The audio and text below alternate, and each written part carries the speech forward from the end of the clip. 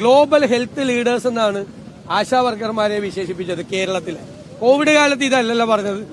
Covid കാലത്ത് പലരും റോഡിൽ ഇറങ്ങാതെ നിൽക്കുന്ന സമയത്ത് ഈ റോഡിൽ ഈ പാവം സ്ത്രീകൾ മാത്രമല്ലേ ഉണ്ടായുള്ളൂ.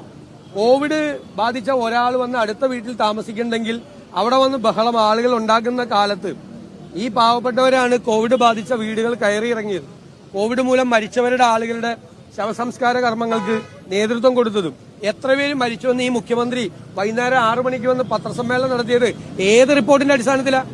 എത്ര പേർക്ക് പുതിയതായി രോഗം വന്നു എന്ന് ആ മുഖ്യമന്ത്രി എല്ലാ ദിവസവും വൈകുന്നേരം പത്രസമ്മേളനം നടത്തി പറഞ്ഞതൊക്കെ ആര് ജോലി ചെയ്തിട്ടാ? CPM-ന്റെ ഏരിയ കമ്മിറ്റി സെക്രട്ടറിയും ലോക്കൽ കമ്മിറ്റീസ് റിപ്പോർട്ട് ചെയ്തിട്ടാണോ മുഖ്യമന്ത്രി വൈകുന്നേരം 6 മണിക്ക് വന്ന് നമ്മളോടൊക്കെ ഇത്രയും പേര് ഇന്ന് മരിച്ചു, ഇത്രയും പേർക്ക് രോഗം ഉണ്ടായെന്ന് പറഞ്ഞ് അത് ഈ പാവങ്ങള് ആ കാലത്ത് ജീവൻ പണയം വെച്ച് വീടുകൾ കയറി ഇറങ്ങിയിട്ടാ? അഹങ്കാരം പറയരുത്, ഇത്രയും ഞാൻ പറയുന്നത്. ഈ ചോദ്യത്തിന്റെ എന്റെ മറുപടി അതാ, അഹങ്കാരം പറയരുത്.